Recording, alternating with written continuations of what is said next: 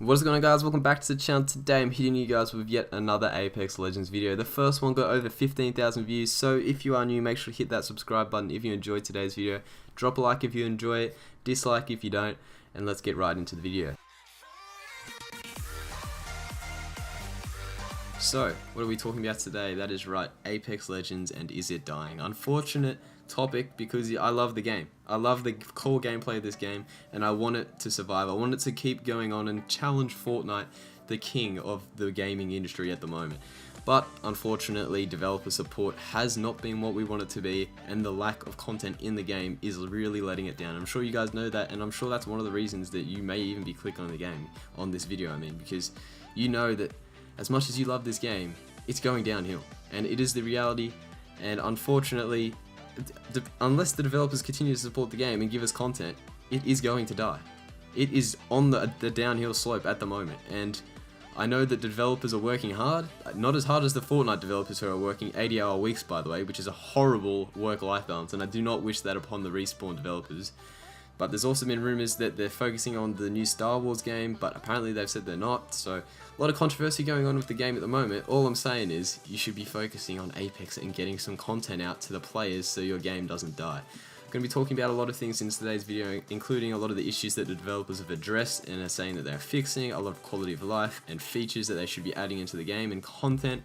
There's so much things that this game needs to improve drastically and continue to compete with Fortnite, and I'm going to be going over a lot of that into today's video. So first of all, let's just get into what the developers have addressed and are aware of and are definitely fixing ASAP. So pretty much one of the number one issues is slow server performance at the beginning of the matches. Everyone's dropped Skull Town have had that extremely slow motion garbage experience, including the audio issues of the ear rape, and those are two things that they are aware of: the ear rape and the slow server performance. It's horrible. Honestly, it's game breaking.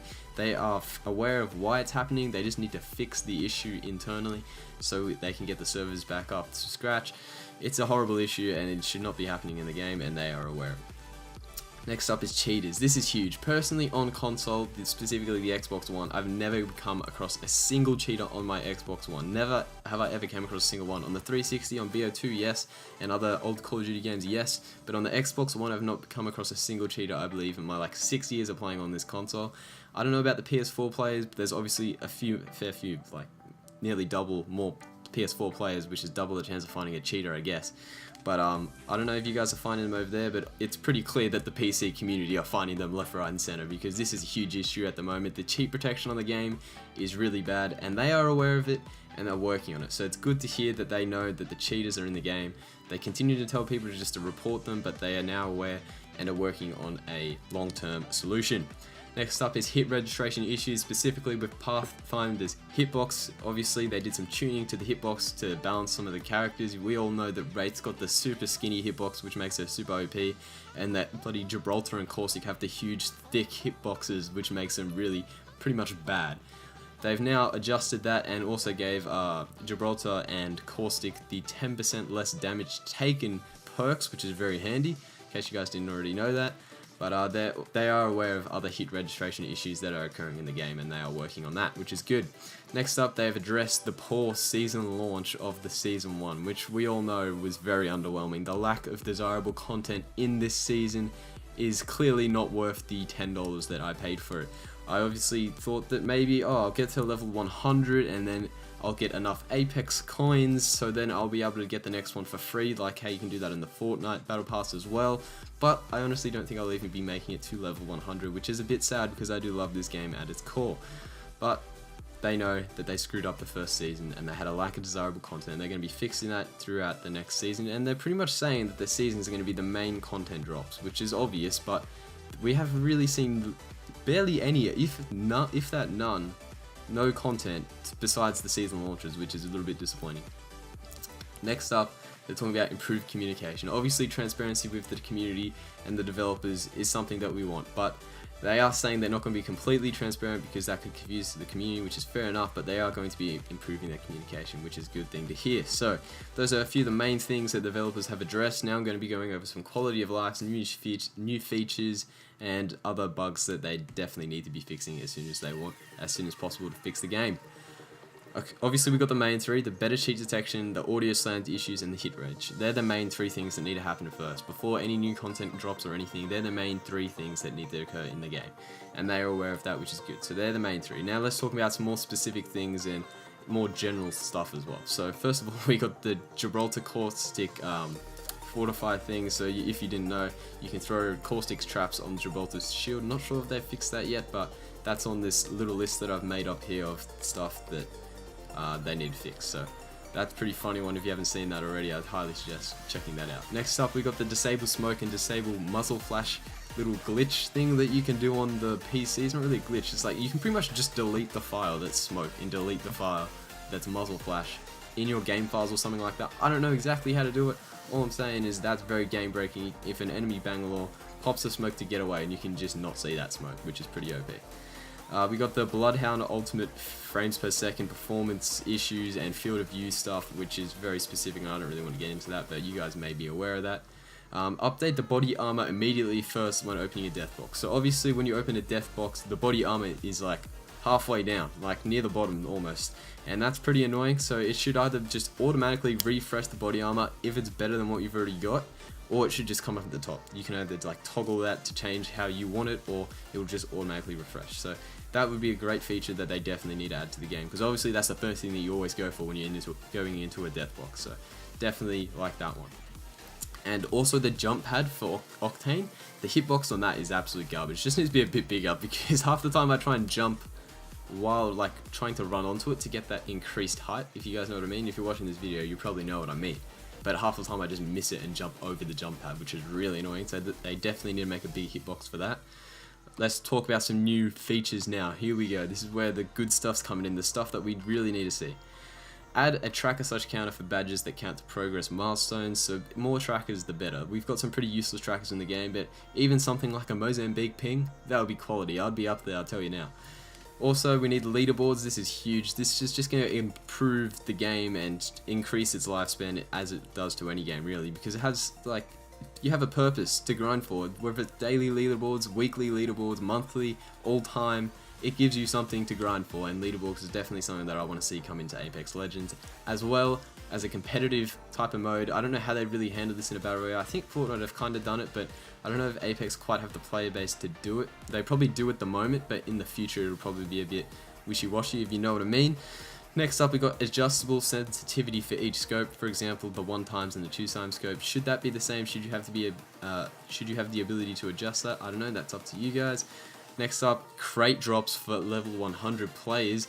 Obviously, sorry about that. At the moment, level 100 players cannot get any rewards for being a level 100 player. They can't get crates. They can't get craft. Actually, they might be able to get crafting materials. I'm not level 100 yet. I'm only 95, so I'm not sure on that one. But there needs to be a reward, whether it's a reward for winning games or just supply drops like every couple of games or something. They need something. So just give us some improvement. Even crafting materials for. I don't know, man. Just give us some rewards, I'm telling you now. Option to break away from squad as the jump master. So as you guys may know, sometimes when you're the jump master, your squad just don't break away from you and they just land with you and you just can't get them away. And there's nothing you can do about it. So having the option to be able to break away as the jump master could be a good one, but it also could lead to some very trolling moments, maybe throwing people off the map and then breaking away. If they're AFK, they're not going to be able to survive that, obviously, and they're just going to die, which is obviously a bit of a troll thing to do, and maybe they might not add that feature because of that. 0.1 sensitivity input options. So obviously at the moment I think it only goes up by 1 or 2 or maybe 0.5. I'm not really sure. I don't change my sensitivity option often, but being able to customize that further to a 0.1 degree is obviously going to be better. Rework Caustic's passive and disable the effects of his smoke on friendlies. I like the disable the smoke on friendlies, and honestly I don't even know what his passive ability is. I don't use him barely at all. I'm sure some of you guys will know, but yeah, obviously change that because I don't even know what it is. Some reward for winning games, such as a small amount of crafting materials or Apex drop, that would be great, yep.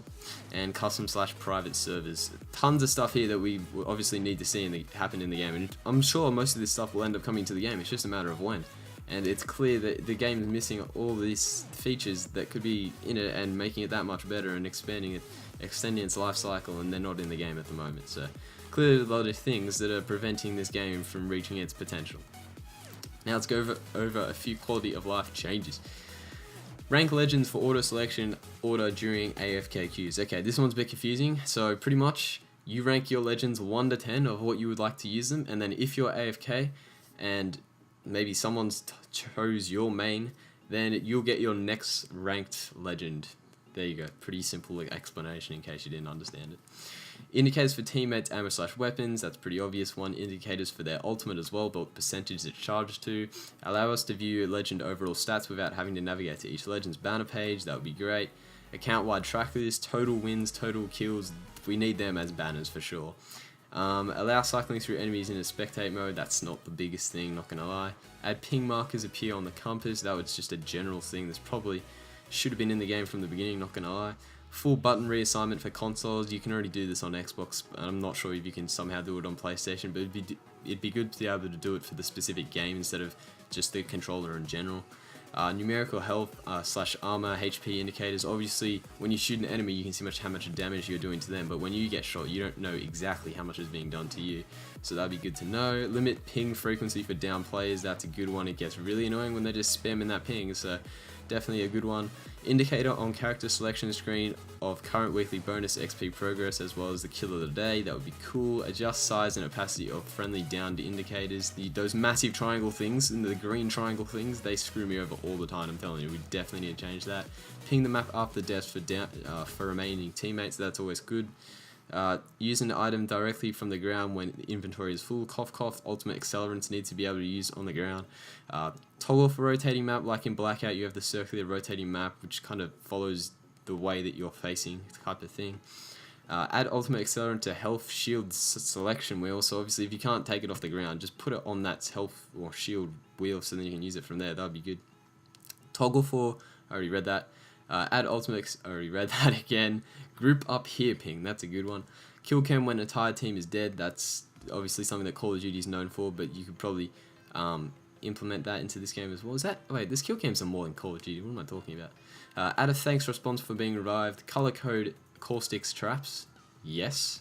Change tweak passive ability for gold armor, and I'm not sure if I also mentioned Mirage's ultimate, which is absolutely useless at the moment. Need to fix that, and his passive as well. So I think that's about everything. Have I managed to get this under 13 minutes? Maybe just. Okay, so if you guys did enjoy today's video, drop a like. If you didn't like it, hit that dislike button. If you loved it, hit that subscribe button. On the road to 2.5k subs, and I'll see you guys on the next one.